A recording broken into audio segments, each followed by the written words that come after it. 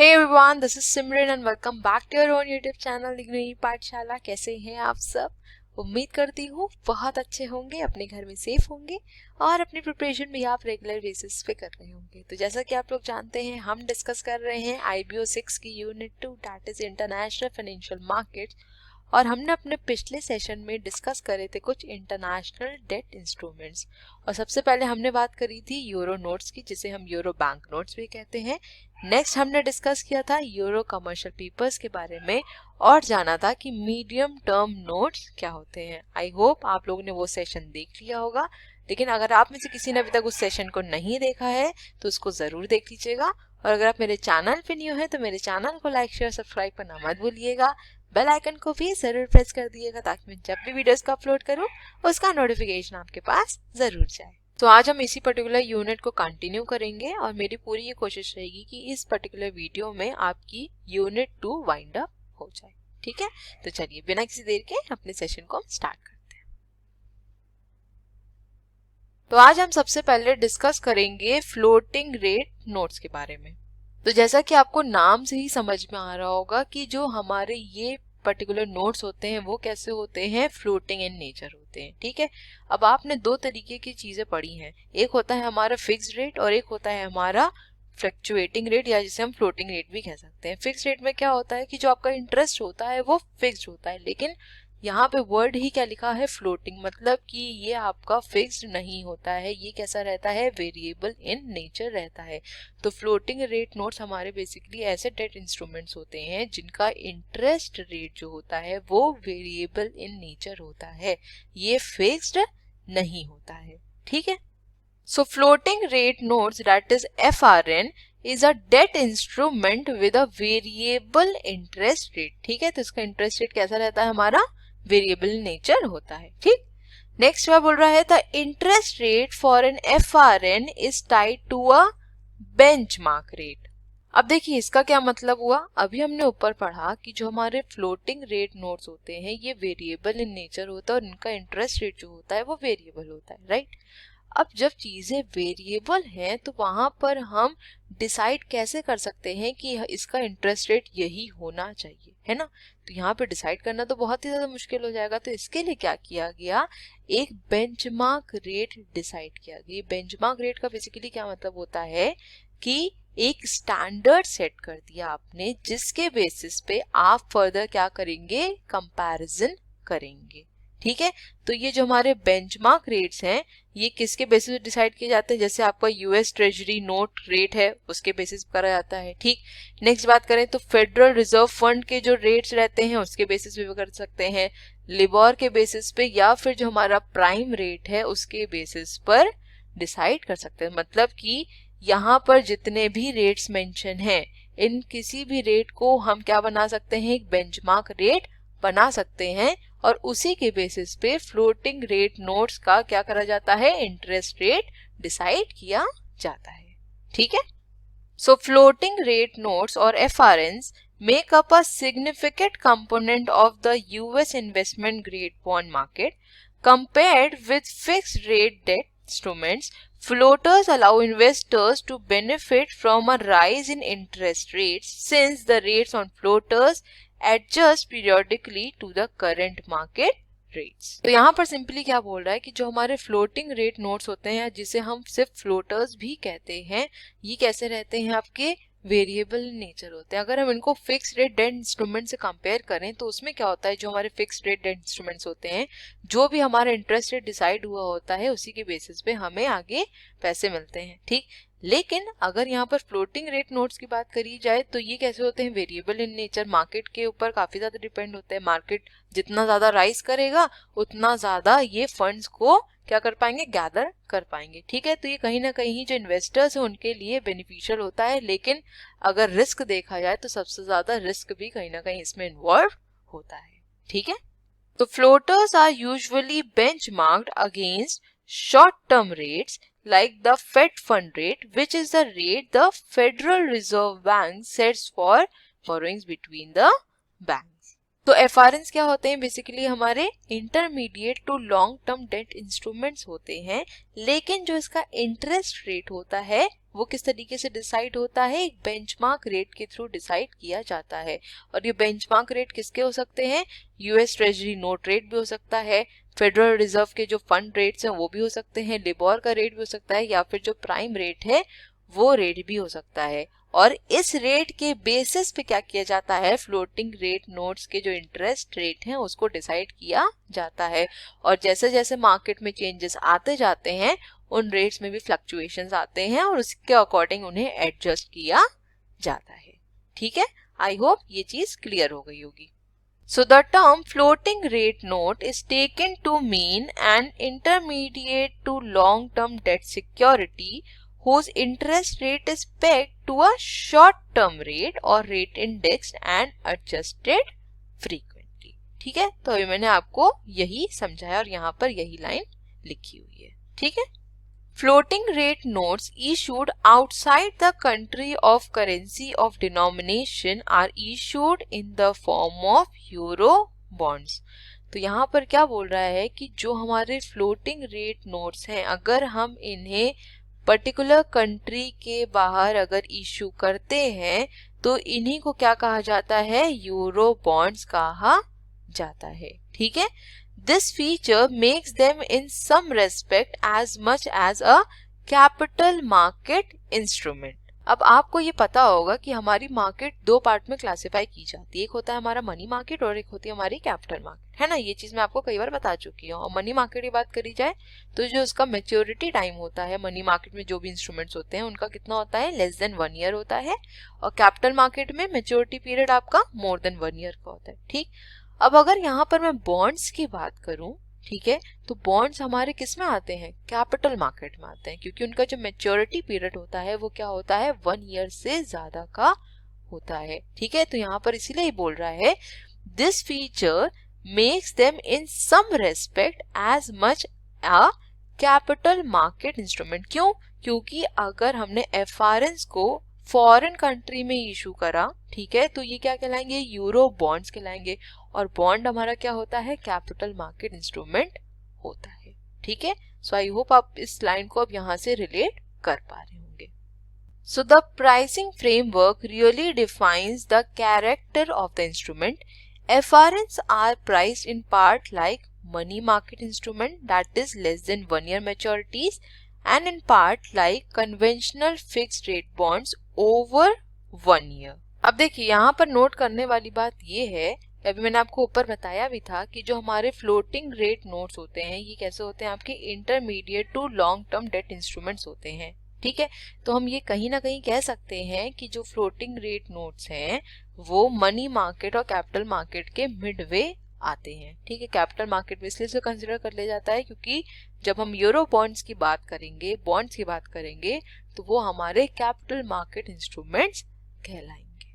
ठीक है, the bulk of FRNs are held by banks and financial institutions whose cost of funds varies with short-term rates, because an FRN pays a rate that is tied to changes in short-term interest rates. Financial institutions also bought FRNs as medium-term substitutes for loans. देखिए यहाँ पर simply क्या कह रहा है कि जो हमारे फ्लोटिंग रेट नोट्स है दैट इज FRNs, ये किसके पास रहते हैं, बैंक्स या फिर फाइनेंशियल इंस्टीट्यूशंस इनके पास रहते हैं। ठीक है, और इसका जो रेट डिसाइड किया जाता है वो क्या होता है, शॉर्ट टर्म रेट्स के अकॉर्डिंग डिसाइड किया जाता है। जैसे कि आपके जो यूएस में जो फेडरल बैंक है उसका जो रेट है उसके बेसिस पर या उसके जो बेंचमार्क रेट है उसके बेसिस पर फ्लोटिंग रेट नोट्स का जो इंटरेस्ट रेट है उसको डिसाइड किया जाता है। ठीक है, तो यहाँ पर इसलिए बोल रहा है that an FRN pays a rate that is tied to changes in short term interest rate. ठीक है, जो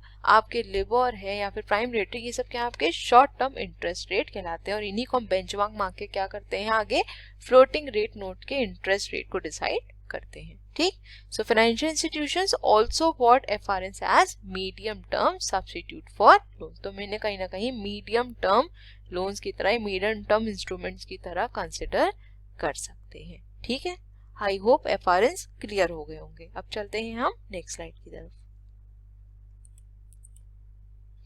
अब नेक्स्ट बात कर लेते हैं किसकी, यूरो बॉन्ड्स की।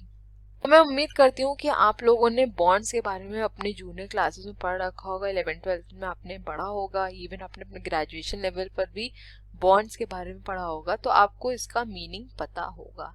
लेकिन फिर भी यहाँ पर आपको एक छोटा सा ब्रीफ दे देती हूँ ताकि थोड़ा सा नॉलेज आपकी ब्रश अप हो जाए। हो सकता है कुछ लोग भूल भी गए होंगे तो उनको याद आ जाए, ठीक है। तो अगर सिंपल शब्दों में बात करी जाए तो बॉन्ड्स बेसिकली क्या होता है, एक तरीके का लोन होता है, ठीक है। ये एक आपका फिक्स्ड इनकम इंस्ट्रूमेंट होता है जिनके थ्रू जो आपका इन्वेस्टर होता है वो क्या करता है, लोन प्रोवाइड करता है किससे, बोरोवर को। और जनरली हमारे जो ये बॉन्ड्स है वो कौन यूज करते हैं, आपके जैसे कंपनीज हो गई, ठीक है, आपकी गवर्नमेंट है, आपकी म्यूनिसिपैलिटीज हैं, जो भी हमारे फाइनेंशियल प्रोजेक्ट्स हैं उनमें बेसिकली बॉन्ड्स का काफी ज्यादा यूज होता है, क्योंकि ये क्या है, आपका एक लॉन्ग टर्म डेट इंस्ट्रूमेंट है जिसका मैच्योरिटी पीरियड 1 साल से ज्यादा का होता है, ठीक है। So a euro bond is a debt instrument that is denominated in a currency other than the home currency of the country or market in which it is issued। तो अब ये लैंग्वेज तो आपको अब एकदम समझ में आती होगी, क्लियर भी होगी और अब कोई भी कंफ्यूजन शायद नहीं होगा, ठीक है।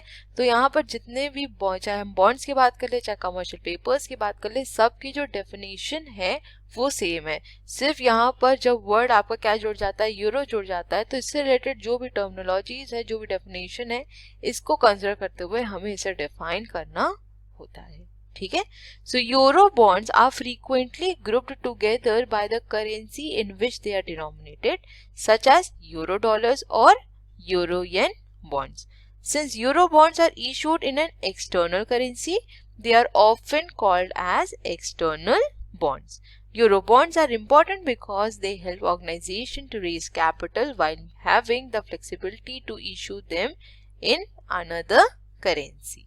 So euro bonds क्या होते हैं, एक ऐसे डेट इंस्ट्रूमेंट्स जिन्हें डिनोमिनेट किया जाता है in a currency other than the home currency, ठीक है। अब ये वर्ड आपको एकदम समझ में आ रहा होगा, जैसे फॉर एग्जाम्पल कि हम यहाँ पर अगर बात करें कि इंडिया में अगर बॉन्ड को इशू किया जा रहा है और वो इंडियन करेंसी में ना इशू करके कोई और करेंसी में अगर इशू किया जाएगा तो वो क्या कहलाएगा, आपका यूरो बॉन्ड कहलाएगा, ठीक है। और हमारे जो यूरो बॉन्ड होते हैं वो एक्सटर्नल करेंसी में इशू किए जाते हैं, इसलिए हम इन्हें एक्सटर्नल बॉन्ड्स भी कह सकते हैं, ठीक है। So issuance of euro bond is usually handled by an international syndicate of financial institutions on the behalf of borrower, one of which may underwrite the bond, thus guaranteeing the purchase of the entire issue। अब अगर आप में से किसी ने मेरी पिछली video देखी है तो मैंने वहां पर आपसे यूरो नोट्स या फिर जिसे हम यूरो बैंक नोट्स कहते हैं उसके बारे में डिस्कस किया था, और वहां पर हमने 2 तरीके की फैसिलिटीज के बारे में बात करी थी, है ना। और उन फैसिलिटीज में बेसिकली क्या था कि जो बैंक्स थे वो क्या करते थे, एक ग्रुप फॉर्म कर लेते थे और उसके बाद क्या करते थे, गारंटी प्रोवाइड करते थे, गारंटी की फैसिलिटी प्रोवाइड करते थे, ये हमने पढ़ा था, राइट। सिमिलरली आपकी यूरो बॉन्ड्स के इश्यूएंस में भी यही होता है कि जो हमारे फाइनेंशियल इंस्टीट्यूशंस होते हैं वो क्या कर लेते हैं, एक सिंडिकेट फॉर्म कर लेते हैं, ठीक है। यहाँ पर ये वर्ड को ध्यान रखिएगा क्योंकि आप इंटरनेशनल फाइनेंस पढ़ रहे हैं तो उसकी टर्मिनोलॉजी को याद रखना काफी इंपॉर्टेंट है।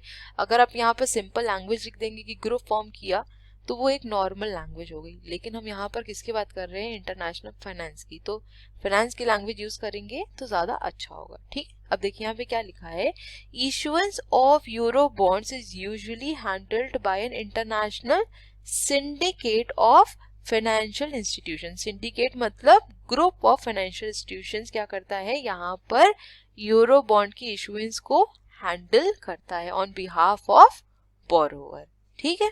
और जब हमारे फाइनेंशियल इंस्टीट्यूशन से ग्रुप फॉर्म कर लेते हैं और बोरोवर के बिहाफ पर यूरो बॉन्ड्स को इशू करते हैं तो वो क्या कर रहे हैं, एक तरीके से अंडर राइट कर रहे हैं ना। मैंने आपको बताया था उसमें कि एक आपका अंडर राइटिंग या लीड बैंक होता है जो कि क्या करता है, सब चीजों को हैंडल करता है, फिर वो डिफरेंट बैंक्स को अपने साथ मर्ज कर लेता है और गारंटी प्रोवाइड करता है कि मैं आपके बिहाफ पर आपकी यूरो नोट्स या फिर आपके यूरो बॉन्ड्स को मार्केट में सेल कर दूंगा और उससे जो भी हमारा फंड जनरेट होगा वो आपको प्रोवाइड करूंगा, ठीक है। तो यहाँ पर भी सेम ही चीज होती है, ओके।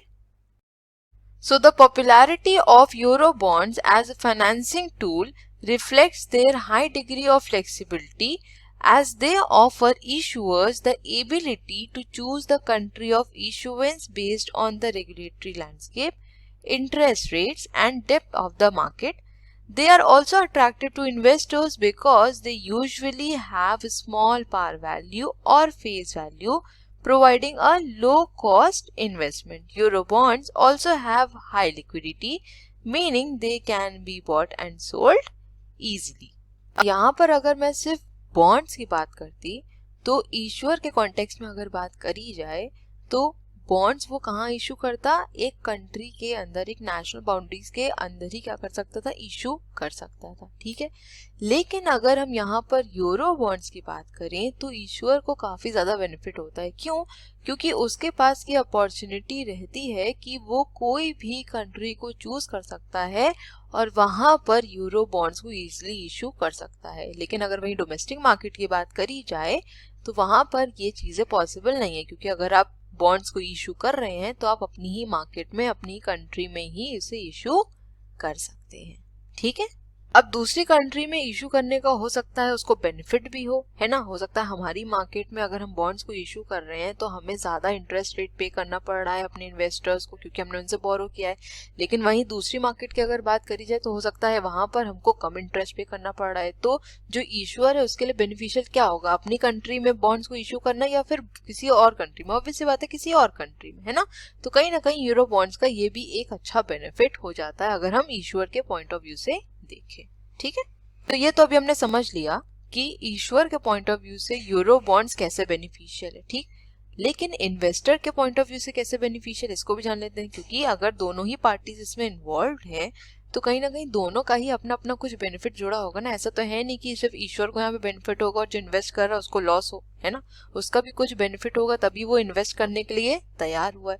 तो अगर इन्वेस्टर के पॉइंट ऑफ व्यू से देखा जाए तो यूरो बॉन्ड्स में इन्वेस्ट करना काफी ज्यादा अट्रैक्टिव होता है। क्यों? सबसे पहली बात तो ये कि ये स्मॉल पार वैल्यू या फिर फेस वैल्यूज में मिल जाते हैं, और जहां पर ऐसा होता है वहां पर जो इन्वेस्टर है उसको कम इन्वेस्ट करना पड़ता है, ठीक। साथ ही अगर बात करी जाए तो यूरो बॉन्ड्स हमारे हाईली लिक्विड होते हैं। हाईली लिक्विड का क्या मतलब होता है कि हम उसको इजिली इनकैश कर सकते हैं। मतलब अगर हमें जरूरत पड़ती है फ्यूचर में तो हम इजिली क्या कर सकते हैं, उसको खरीद भी सकते हैं और वापस से उसे बेच भी सकते हैं, ठीक है। आई होप क्लियर हुआ होगा ये। So the term euro bond refers only to the fact the bond is issued outside the borders of the currency's home country. It does not mean the bond was issued in Europe or denominated in the euro currency. ठीक है, तो ये चीज तो मैं आपको सबसे पहले ही क्लैरिफाई कर चुकी हूँ कि यहाँ पर यूरो का मतलब यूरोप नहीं है, ठीक। For example, a company can issue a euro bond denominated in US dollars in Japan, ठीक है। तो इसको क्या कहेंगे हम, यूरो बॉन्ड कहेंगे। आई होप क्लियर हो गया होगा। चलते हैं नेक्स्ट स्लाइड की तरफ।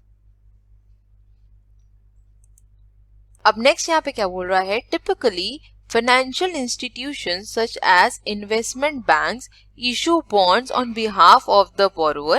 If a bank will be responsible for the underwriting process, it implies a guarantee to the borrower that the whole bond issue will be sold in the primary market during the initial debt offering process. देखिए यहाँ पर जो line लिखी है और जो हमने euro notes में पढ़ा था, आपको यहाँ पर काफी ज्यादा सिमिलरिटी दिख रही हो, क्योंकि यहाँ पर जो फंक्शन बैंक परफॉर्म कर रहा है वही सेम फंक्शन आपका यूरो नोट्स में बैंक्स परफॉर्म कर रहे थे, है ना।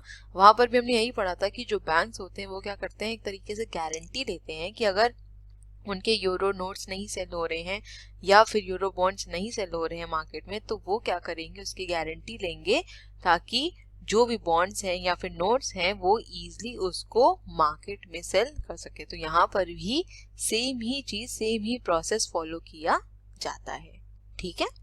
सो the primary reason for issuing euro bond is a need for foreign currency capital.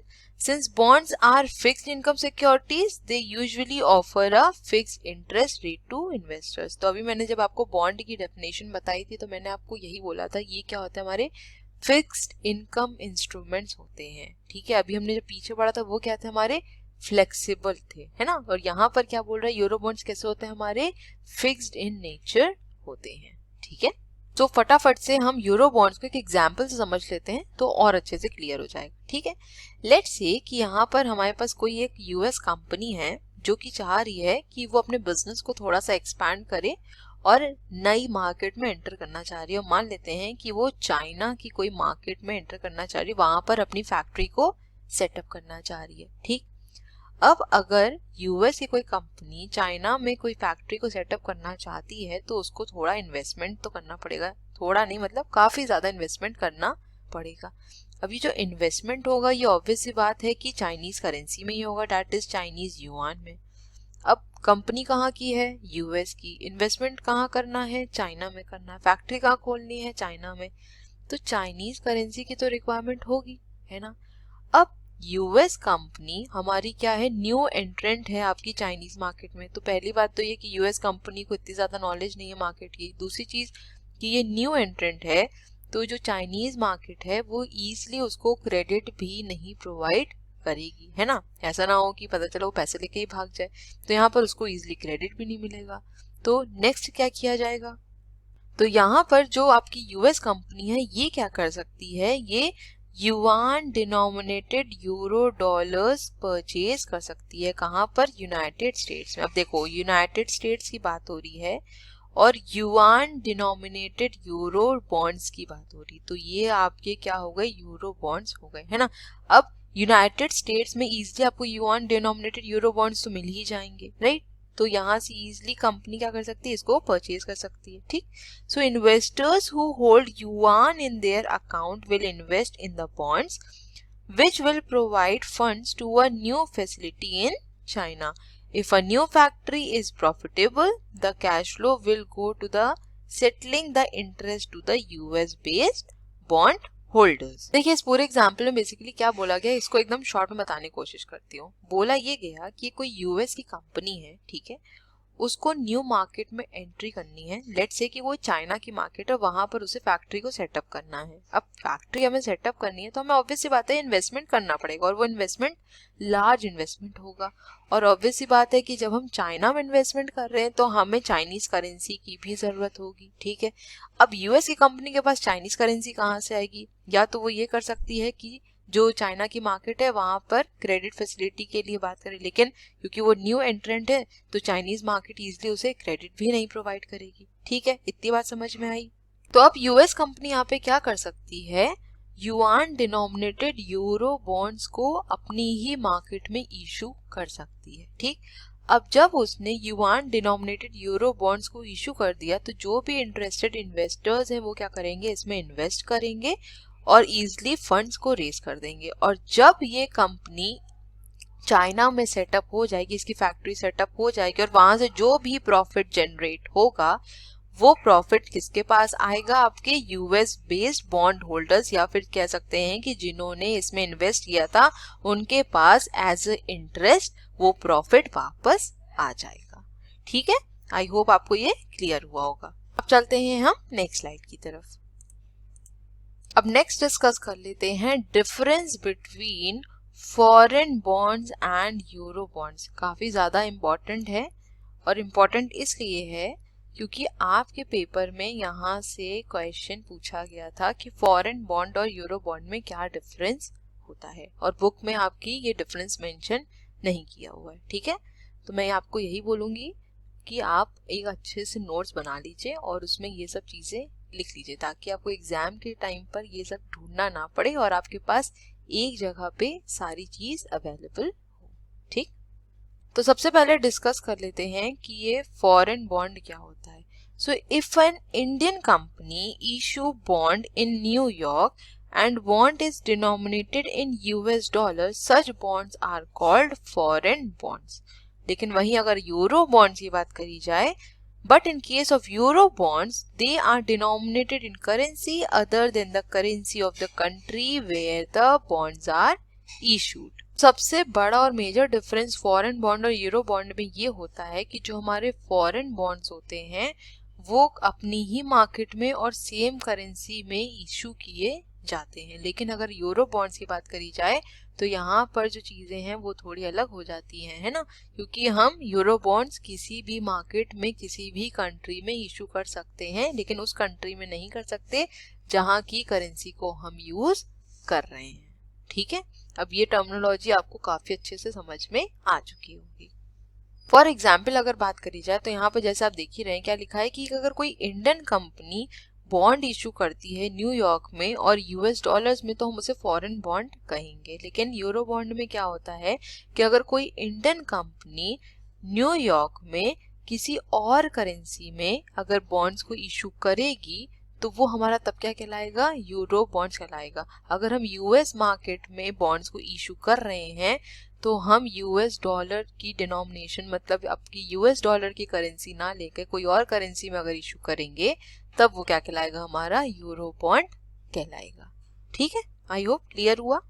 Next point क्या कह रहा है, foreign bonds underwritten by underwriters of the country where they are issued. तो जहां पर भी फॉरेन बॉन्ड्स को issue किया जाएगा वहीं पर उसे अंडरराइट भी करा जाएगा। लेकिन euro bonds underwritten by the underwriters of multi nationality, सीधी बात है, जब एक जगह पे यूरो बॉन्ड इशू नहीं होता है तो एक ही जगह की जो अंडरराइटिंग है वो उसको कंसिडर नहीं किया जाता है। तो ये इसीलिए आपका मल्टी नेशनलिटी पर बेस्ड होता है। ठीक, नेक्स्ट पॉइंट है, these bonds are subject to the regulations imposed on all securities traded in the national market, whereas there is no regulations related restrictions on the issuance of euro bond। अब एकदम flashback में जाइए, जब मैंने इस chapter को start किया था तब हमने वहां पे एक डिफरेंस पढ़ा था, अगर आपको याद हो, कि हमारा जो यूरो मार्केट होता है और जो हमारा डोमेस्टिक या फॉरेन मार्केट होता है उसमें सबसे बड़ा डिफरेंस क्या होता है कि जो आपकी यूरो मार्केट है उसमें कुछ भी रेस्ट्रिक्शंस नहीं होती। लेकिन वहीं अगर डोमेस्टिक मार्केट या फॉरेन मार्केट की बात करी जाए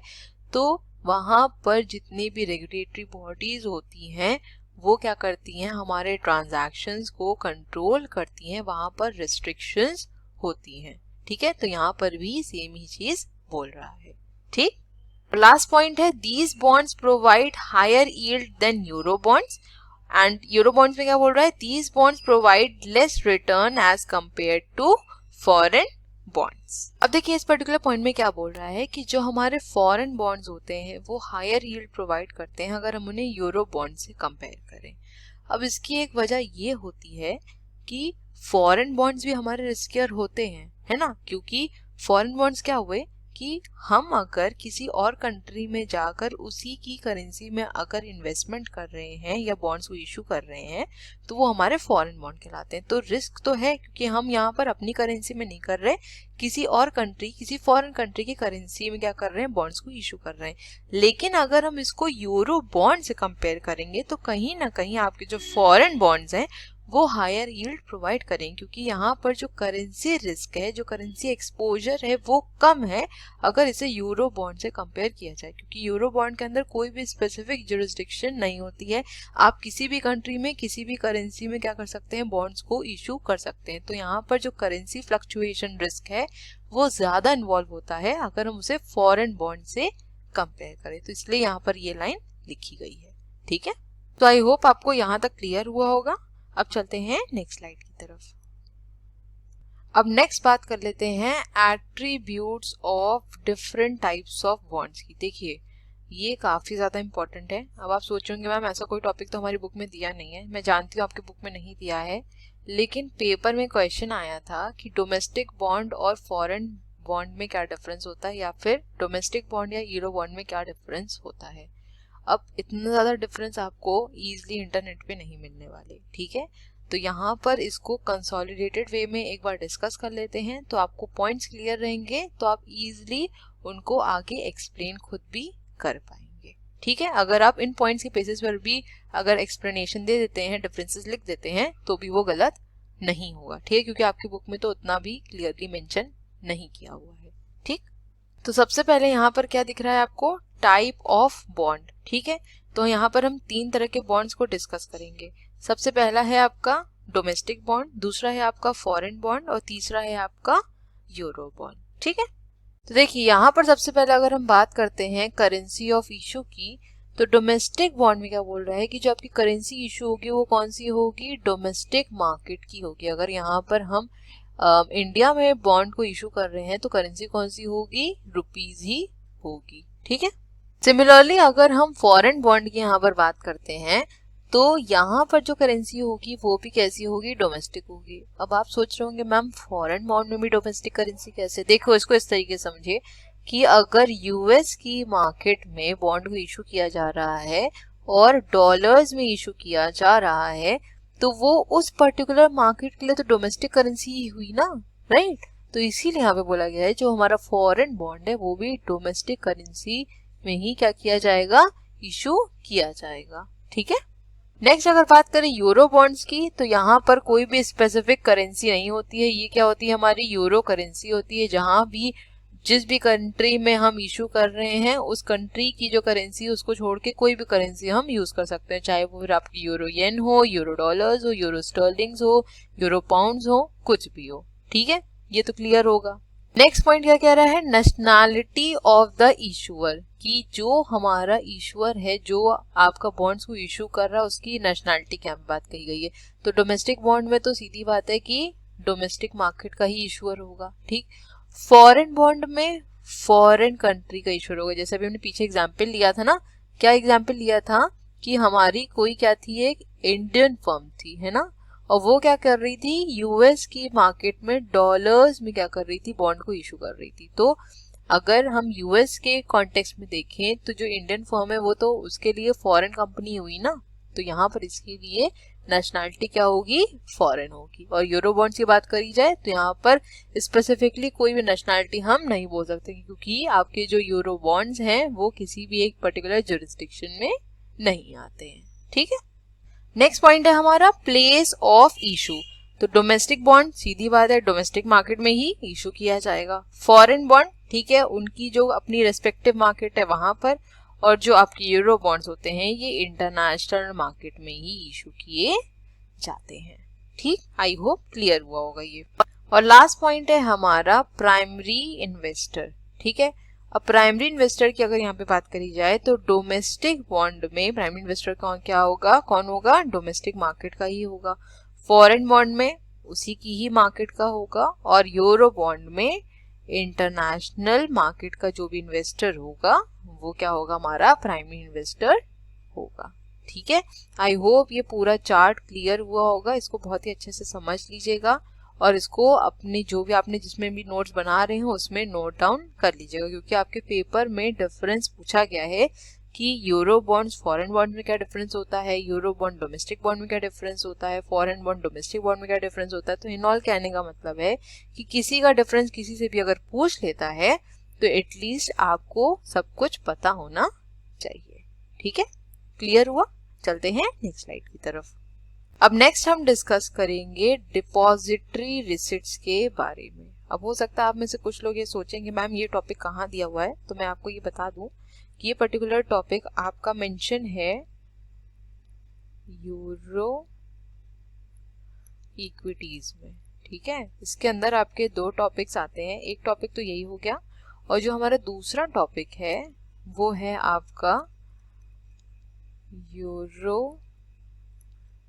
कन्वर्टेबल बॉन्ड्स। अब यहाँ पे मैं बता दूं कि ये यूरो कन्वर्टेबल बॉन्ड्स हम नहीं डिस्कस करेंगे, क्योंकि पेपर के पॉइंट ऑफ व्यू से अगर मैं बताऊं तो डिपॉजिटरी रिसिप्ट वाला जो टॉपिक है वो काफी ज्यादा इंपॉर्टेंट है, क्योंकि यहाँ से क्वेश्चंस पेपर में पूछे गए हैं। ठीक है, तो आप अगर चाहें तो आप खुद से यूरो कन्वर्टेबल बॉन्ड वाला टॉपिक पढ़ लीजिएगा। मैं यहाँ पर वही चीजें डिस्कस करने की कोशिश करूंगी जो आपके पेपर के पॉइंट ऑफ व्यू से इम्पोर्टेंट है, ताकि हम लोग इम्पोर्टेंट चीजें डिस्कस भी कर पाए और उसको जल्दी कवर अप भी कर पाए। ठीक है, देख लेते हैं कि डिपॉजिटरी रिसिप्ट्स का बेसिकली मतलब क्या होता है, ये डिपॉजिटरी रिसिप्ट्स होती क्या है।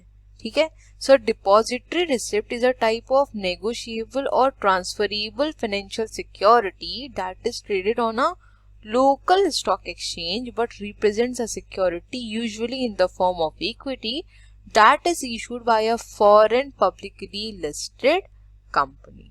अब मैम ये क्या बोल गया, हमें तो कुछ समझ ही नहीं आया, है ना, यही लग रहा होगा। कोई बात नहीं, एक एग्जाम्पल इसको समझते हैं तब हम इस स्लाइड पे आएंगे और तब इसकी डेफिनेशन को समझेंगे, तब आपको क्लियर ये हो जाएगा। ठीक है।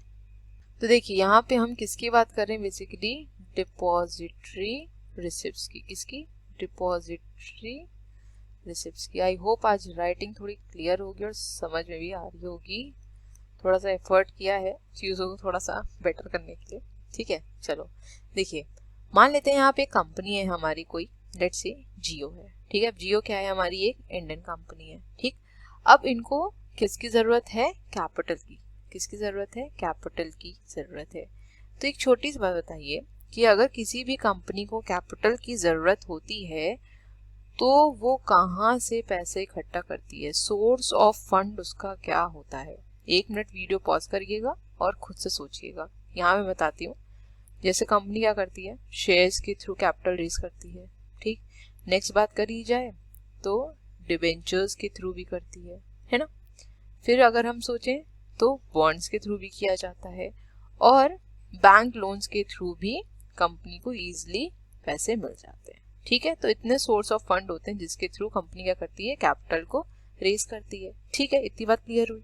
तो अब यहाँ पे क्या सीन है कि जियो ने ऑलरेडी शेयर्स, डिबेंचर्स, बॉन्ड्स और बैंक लोन्स के थ्रू काफी ज्यादा कैपिटल रेज कर रखी है डोमेस्टिक मार्केट में, लेकिन अभी भी इन्हें कैपिटल की जरूरत पड़ रही है। तो अब ये फंड कहाँ से रेज करें, कैपिटल कहाँ से लाएं, ठीक है।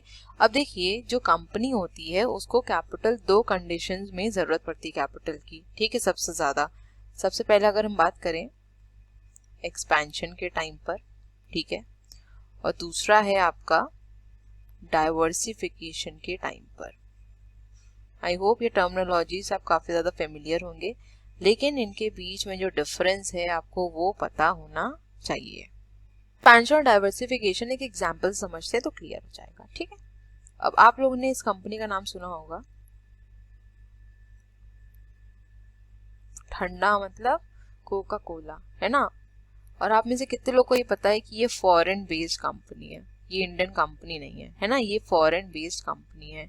लेकिन आपको कोका कोला यहाँ पर भी दिख जाएगी। इसका मतलब क्या है कि इन्होंने किया है एक्सपेंशन। और याद रखिएगा, जो एक्सपेंशन होता है वो किसमें होता है, सेम बिजनेस लाइन में ही होता है।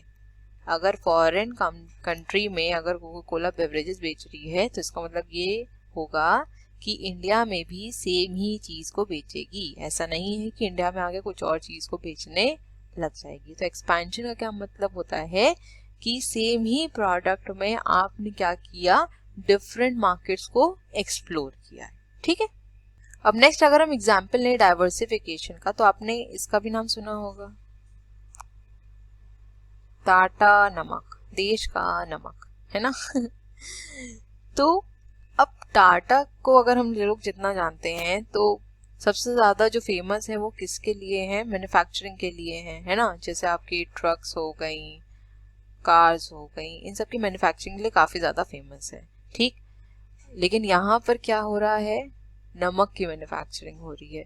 तो ये क्या किया इन्होंने किया डाइवर्सिफिकेशन, क्योंकि इनका जो बिजनेस लाइन था, जो प्रोडक्ट था, उससे क्या करा, अलग हटके कोई और मार्केट, कोई और डिवीजन को एक्सप्लोर करने की यहाँ पर कोशिश की, ठीक है।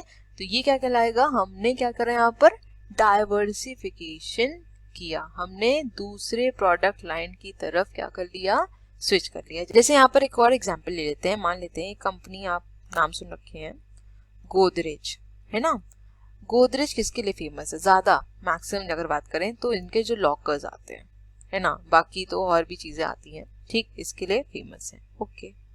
लेकिन बहुत ही कम लोगों को शायद पता होगा कि गोदरेज पोल्ट्री में भी है, ठीक है, पोल्ट्री फीड्स भी आते हैं इनके। अब आप मुझे बताओ, लॉकर से पोल्ट्री फीड्स का कोई लिंक है, कोई लिंक नहीं है, ठीक है।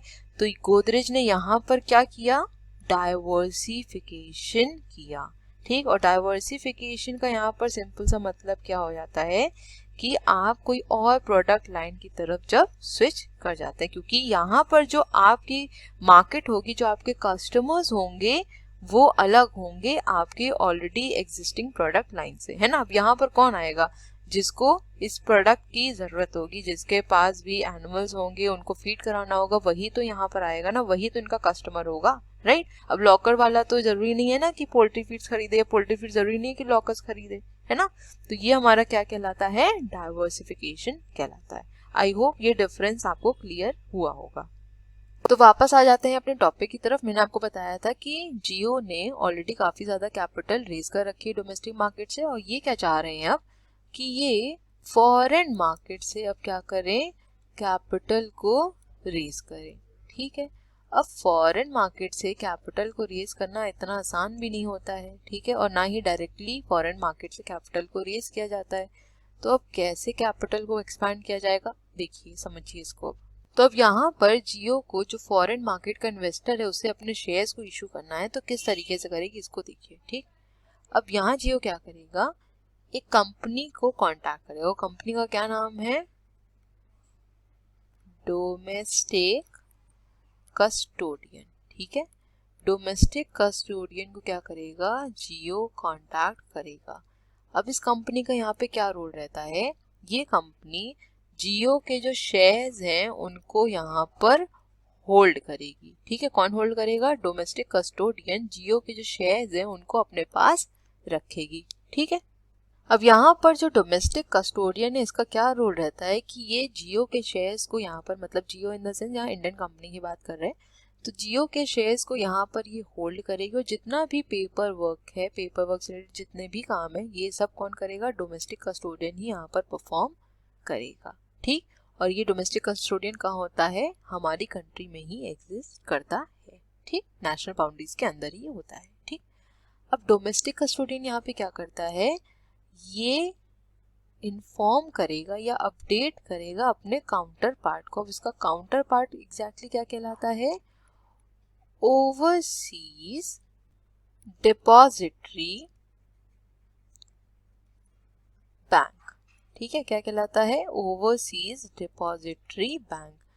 तो ये जो हमारा कस्टोडियन है, डोमेस्टिक कस्टोडियन, ये क्या करता है, ओवरसीज डिपॉजिटरी बैंक को अपडेट करता है, या कह सकते हैं कि इन्फॉर्म करता है कि हमको शेयर्स इशू करने हैं, हमें कैपिटल रेज करनी है।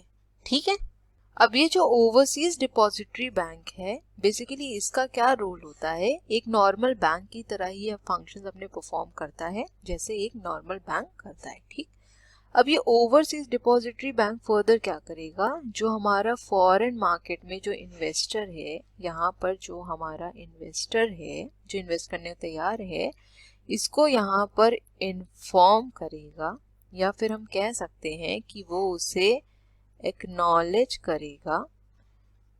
ठीक है, और जब इस तरीके से इसे एक्नॉलेज किया जाता है, बताया जाता है, इन्फॉर्म करा जाता है, तो इस एक्नॉलेजमेंट को बेसिकली क्या कहा जाता है, डिपॉजिटरी रिसिप्ट कहा जाता है। ठीक है, क्योंकि यहाँ पर जो आपको ओवरसीज डिपॉजिटरी बैंक है वो इन्फॉर्म कर दिया अपने इन्वेस्टर को कि वो इस तरीके से क्या कर सकता है, शेयर्स खरीद सकता है। ठीक, तो जो शेयर्स खरीदने पर जो उसको रिसिप्ट मिलती है वही हमारी क्या कहलाती है, डिपॉजिटरी रिसिप्ट कहलाती है। ठीक है, तो यहाँ से एक इम्पॉर्टेंट पॉइंट ये निकल के आता है कि अगर कोई इंडियन कंपनी है, ठीक है, अगर कोई इंडियन कंपनी है वो अगर अपने शेयर्स को इशू कर रही है अपनी ही कंट्री में, तो वो सिर्फ क्या कहलाते हैं, शेयर्स कहलाते हैं। ठीक, लेकिन अगर वही इंडियन कंपनी उन शेयर्स को फॉरेन मार्केट में अगर इशू कर रही है, कहाँ कर रही है, फॉरेन मार्केट में, तो वो आपके क्या कहलाएंगे, डिपॉजिटरी रिसिप्ट्स कहलाएंगे, जिन्हें हम शॉर्ट में डीआरस कहते हैं। सिर्फ और सिर्फ इतना ही फर्क है। ठीक है, इंडियन कंपनी अगर इंडिया में ही शेयर्स को इशू कर रही है तो वो नॉर्मल शेयर्स कहलाएंगे, लेकिन इंडियन कंपनी अगर शेयर्स फॉरेन मार्केट में इशू कर रही है तो वो हमारे डीआरस कहलाएंगे, दैट इज डिपॉजिटरी रिसिप्ट्स। ठीक है, आई होप ये क्लियर हुआ होगा। अब यहाँ पे मैंने आई होप आपको ये क्लियर कर दिया कि डिपॉजिटरी रिसिप्ट बेसिकली होती क्या है और किस तरीके से प्रोसेस काम करता है। अब मैं कोशिश ये करूंगी कि अपनी पीडीएफ में आपको इसका एक प्रॉपर चार्ट प्रोवाइड कर दूं। ठीक है, क्योंकि जब मैं पीडीएफ अपलोड करूंगी तो ये जितना ही मैंने यहाँ पे लिखा है ना, ये सब के सब इरेज हो जाएगा। ठीक है, तो आपको ये चीज़ मिल नहीं पाएगी, तो मैं कोशिश करूंगी कि आपको एक चार्ट के फॉर्म में पूरा प्रोसेस प्रोवाइड कर दूं। ओके। तो अब आ जाते हैं अपने डिस्क्रिप्शन की तरफ और देख लेते हैं कि यहाँ पर क्या लिखा था, अब आपको और अच्छे से क्लियर हो जाएगा, ठीक है। So a depository receipt is a type of negotiable और transferable financial security that is traded on local stock exchange but represents a security usually in the form of equity that is issued by a foreign publicly listed company. अगर हम यहाँ पर अपने example से इस definition को relate करने की कोशिश करें तो मैंने आपको बताया था कि जियो क्या करना चाहती है, अपने शेयर्स को इशू करना चाहती है किसी फॉरेन मार्केट में। मान लेते हैं कि वो फॉरेन मार्केट आपकी कहाँ की है, अमेरिका की है, ठीक है, अमेरिका की फॉरेन मार्केट है। अब इस लाइन को देखिए क्या बोल रहा है, financial security that is traded on local stock exchange. तो अमेरिका का जो लोकल स्टॉक एक्सचेंज है वो क्या होगा, NYSE होगा ना, न्यूयॉर्क स्टॉक एक्सचेंज, ठीक है। तो न्यूयॉर्क स्टॉक एक्सचेंज में क्या होगी, हमारी सिक्योरिटी की ट्रेडिंग होगी, but represent the security usually in the form of equity. तो मैंने आपको ये बताया था कि जो जियो है वो क्या चाह रही है, अपने शेयर्स को यहाँ पर इशू करना चाह रही है, right. That is issued by foreign publicly listed company. अब यहाँ पर फॉरेन पब्लिकली लिस्टेड कंपनी कौन सी हो गई, हमारी जियो हो गई। अब आप कहेंगे मैम ये फॉरेन कंपनी कैसे, अरे भैया ये देखो, अगर जियो आपका यूएस की मार्केट में अगर लिस्टेड होगी तो यूएस वालों के लिए तो ये जियो हमारी क्या होगी, फॉरेन लिस्टेड कंपनी होगी ना, फॉरेन कंपनी तो होगी, है ना। तो आई होप आपको ये समझ में आया होगा। यहाँ पे बेसिकली क्या बोल रहा है कि जो डीआर होते हैं वो एक टाइप के हमारे नेगोशिएबल या फिर ट्रांसफरेबल या ट्रांसफरेबल फाइनेंशियल सिक्योरिटीज होती हैं जो कि ट्रेड कहाँ करी जाती है, लोकल स्टॉक एक्सचेंज में। और यहाँ पर लोकल स्टॉक एक्सचेंज कौन सा हो गया, हमारा NYSE, ठीक है। But represents a security usually in the form of equity, equity मतलब शेयर्स के फॉर्म में, ठीक। That is issued by foreign publicly listed company. और यहाँ पे फॉरेन पब्लिकली लिस्टेड कंपनी कौन सी हो गई, हमारी जियो हो गई। तो अगर पेपर में डिपॉजिटरी रिसिप्ट से लेके क्वेश्चन आता है तो इस डेफिनेशन को लिखिएगा, साथ में जो आपको एग्जाम्पल समझाया है इसको लिखिएगा, तो बहुत ही ज्यादा अच्छा रहेगा, ठीक है। आई होप समझ में आया। नेक्स्ट लाइन क्या है, the DR which is physical certificate allows investors to hold shares in equity of other countries, ठीक है। आई होप क्लियर हुआ होगा। So the DR functions as a means to increase global trade, which in turn can help increase not only volume on local and foreign markets, but also the exchange of information, technology, regulatory procedures, as well as market transparency. Thus, instead of being faced with the impediments to foreign investment, as is often the case in many emerging markets, the DR investor and company can both benefit from the investment abroad. यहाँ पर क्या बोल रहा है कि जो हमारी depository receipts होती हैं ये दोनों ही पार्टीज को काफी ज्यादा बेनिफिट पहुंचाती हैं, चाहे वो आपका बोरोवर हो या फिर चाहे आपका वो इन्वेस्टर हो, ठीक है। क्योंकि यहाँ पर हम इजीली एक्सचेंज कर सकते हैं इंफॉर्मेशन को भी, टेक्नोलॉजी को भी, और मार्केट में काफी ज्यादा ट्रांसपेरेंसी आती है। और दूसरा इम्पॉर्टेंट पॉइंट ये है कि ट्रेड का फ्लो अच्छा हो जाता है, हमारे जो रिलेशन है फॉरेन कंट्रीज के साथ वो भी बेहतर होने लग जाते हैं, ठीक है। आई होप इतना समझ में आया होगा। अब देखिए यहाँ पर जो हमारे डिपॉजिटरी रिसिप्ट्स होते हैं, ठीक है, यहाँ पे लिख देती हूँ, जो हमारे डिपॉजिटरी रिसिप्ट्स हैं इनको हम 3 पार्ट्स में क्लासिफाई करते हैं, मतलब ये 3 तरीके के होते हैं, ठीक। अब देखिए 3 तरीके के हमारे डिपॉजिटरी रिसिप्ट्स होते हैं। एक होता है आपका ADR, दूसरा होता है आपका GDR और तीसरा होता है आपका IDR। आपके सिलेबस में ADR और GDR के बारे में डिस्कशन किया गया है, तो हम IDR को यहाँ पर डिस्कस नहीं करेंगे, लेकिन मैं आपको एक ब्रीफ में बता दूंगी ये एग्जैक्टली होता क्या है, ठीक। सबसे पहले तो फुल फॉर्म पता होना बहुत ज्यादा जरूरी, ठीक। ADR stands for American depository receipt, ठीक है, इसको याद रखना आप लोग, काफी इंपॉर्टेंट है, ठीक है। GDR stands for global depository receipts, okay. और IDR का कोई गेस करना चाहेगा, जो गेस कर लिया बहुत ज्यादा इंटेलिजेंट है। It stands for Indian depository receipts, ठीक है। तो आप लोगों ने ये पहले भी पढ़ रखा होगा आई होप अपने 11th-12th में। लेकिन उस टाइम पे पता नहीं कितना क्लियर हुआ होगा आप लोग को भी, तो यहाँ पर इसको थोड़ा सा डिटेल में डिस्कस करेंगे। ठीक है, सिलेबस के पॉइंट ऑफ व्यू से अगर बताऊं तो ADRs और GDRs काफी इंपॉर्टेंट है, यहाँ से क्वेश्चन पूछे गए हैं। IDR आपके सिलेबस में शायद नहीं दिया हुआ है और ना ही यहाँ से कोई क्वेश्चन आया हुआ है। ठीक है, तो हम सीधे ADR और GDR का डिफरेंस पढ़ेंगे। उससे 3 फायदे हैं। सबसे पहला फायदा ये है कि अगर क्वेश्चन आता है, शॉर्ट नोट्स पूछता है ADR के लिए, तो आप वहां से लिख सकते हैं। नेक्स्ट है, अगर GDR के लिए पूछता है, जो GDR के लिए भी लिख सकते हैं। और तीसरा बेनिफिट ये है कि अगर पेपर में आपके डिफरेंस पूछता है तो आप डिफरेंस भी इजीली लिख सकते हैं। ठीक है, और मैं अगर पेपर आपको बताऊं जो मैंने एनालाइज किया है, ADR और GDR के बीच में difference maximum number of times पूछा गया है, तो काफी ज्यादा इंपॉर्टेंट है। ठीक है, तो सबसे पहले डिफरेंस डिस्कस कर लेते हैं, उसी में ही आपके ये तीनों चीजें कवर हो जाएंगी। ठीक है, सो ADR का सबसे पहले तो फुल फॉर्म मैंने आपको बताया काफी ज्यादा इंपॉर्टेंट है। ठीक है, अब आपको याद हो गया होगा इसका क्या फुल फॉर्म है, अमेरिकन डिपॉजिटरी रिसिप्ट, और GDR का है ग्लोबल डिपॉजिटरी रिसिप्ट। यहाँ तक कोई दिक्कत नहीं होगी। ठीक है, अब आ जाते हैं ADR की मीनिंग की तरफ कि ADR बेसिकली होता क्या है। सो ADR इज अ नेगोशिएबल और transferable instrument issued by a US bank representing non US company stock trading in the US stock exchange. बाप रे बाप मैम, क्या लिखा है US, non US stock exchange. Confuse मत होइए, बताती हूँ क्या है ये। देखिए, यहाँ पर जो हमने एग्जाम्पल कंसिडर किया था उसी को हम यहाँ लेके चलेंगे ताकि आपको इजीली क्लियर रहे। ठीक, हमने क्या एग्जाम्पल लिया था कि जियो कंपनी है, ठीक है, और वो क्या चाह रही है कि अपने शेयर्स को सेल करना चाह रही है, कहाँ पे, अमेरिकन मार्केट में। ठीक है, हमने एग्जाम्पल लिया था, राइट। अब देखो लाइन क्या लिखी है, ADR is a negotiable instrument issued by a US bank. अब जब हमें शेयर्स इशू करने हैं अमेरिकन मार्केट में, तो इन्वेस्टर कहाँ का होगा, ऑब्वियस सी बात है US का ही होगा, है ना। तो ये इंस्ट्रूमेंट कौन इशू करेगा, ऑब्वियस सी बात है US बैंक ही इशू करेगा ma'am, right. Next line, representing non US company stock.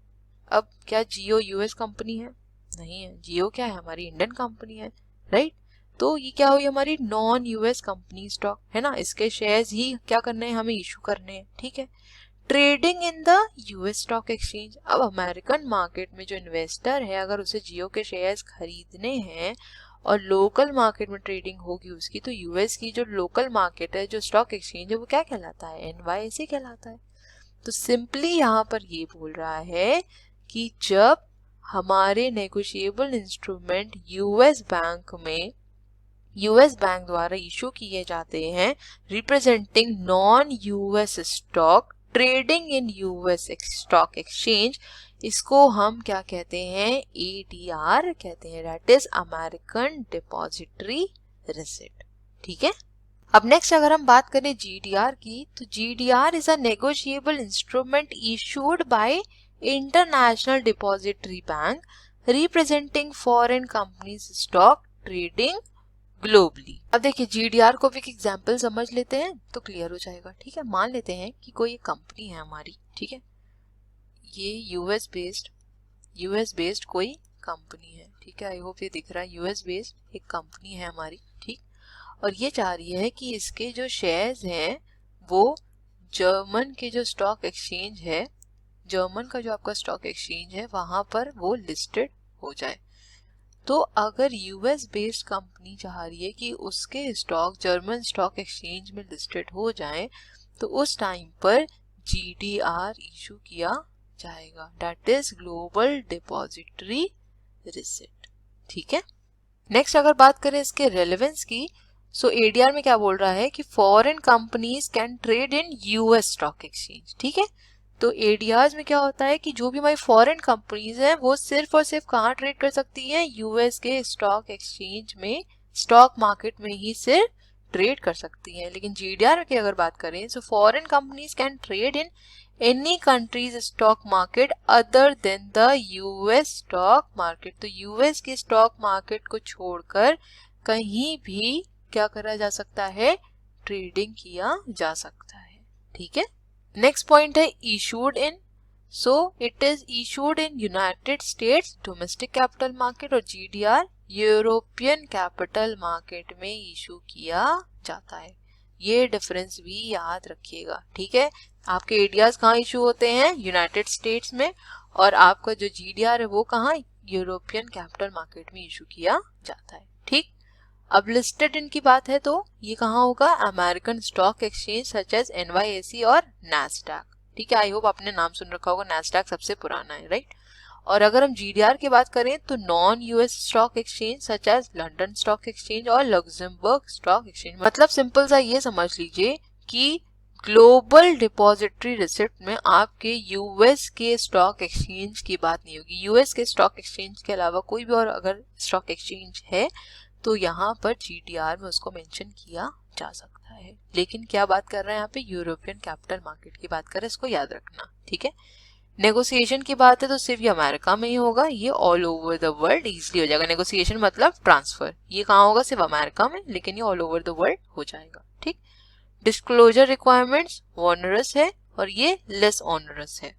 तो देखिए आप लोग के मन में ये आया होगा कि मैम ये पहले ये तो बताइए कि ये वर्ड ऑनरस का मतलब क्या है, तब तो ये समझ में आएगा कि ये बोलना क्या चाह रहा है। तो देखो इसका मतलब ये है कि एडीआर के अंदर जो लीगल ऑब्लिगेशन होती है वो काफी ज्यादा होती है, लेकिन वहीं जीडीआर की अगर बात करी जाए तो लीगल ऑब्लिगेशन इतनी ज्यादा नहीं होती है, ठीक है। और लास्ट पॉइंट है हमारा मार्केट, तो इसमें क्या बोल रहे हैं, रिटेल इन्वेस्टर मार्केट है और ये इंस्टीट्यूशनल मार्केट कहलाती है, ठीक है, क्योंकि यहाँ पर काफी बड़े बड़े इंस्टीट्यूशंस आपके इन्वॉल्व हो जाते हैं। लेकिन ये क्या है, सिर्फ अमेरिका तक ही लिमिटेड होती है, इसलिए रिटेल इन्वेस्टर मार्केट कहलाती है, ठीक है। आई होप ये क्लियर हुआ होगा। सो आज का हमारा सेशन यहीं तक था और आपकी ये यूनिट आज कंप्लीट हो जाती है, ठीक है। अब आप में से बहुत लोगों का ये सवाल होगा कि मैम आगे के जो टॉपिक्स हैं वो आपने नहीं डिस्कस करे, तो मैंने आपको स्टार्टिंग में ही बता दिया है कि जितने भी टॉपिक्स इंपॉर्टेंट है एग्जाम के पॉइंट ऑफ व्यू से वो सारे के सारे मैंने यहाँ पर डिस्कस आपके साथ कर लिए, ठीक है।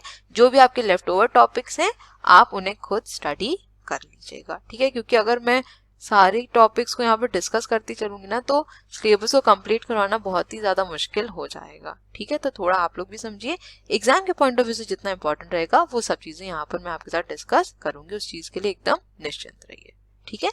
So thank you so much for watching. Please channel को लाइक शेयर सब्सक्राइब करना मत भूलिएगा, बेल आइकन को भी जरूर प्रेस कर दिएगा ताकि मैं जब भी वीडियोस का अपलोड करूं उसका नोटिफिकेशन आपके पास जरूर जाए।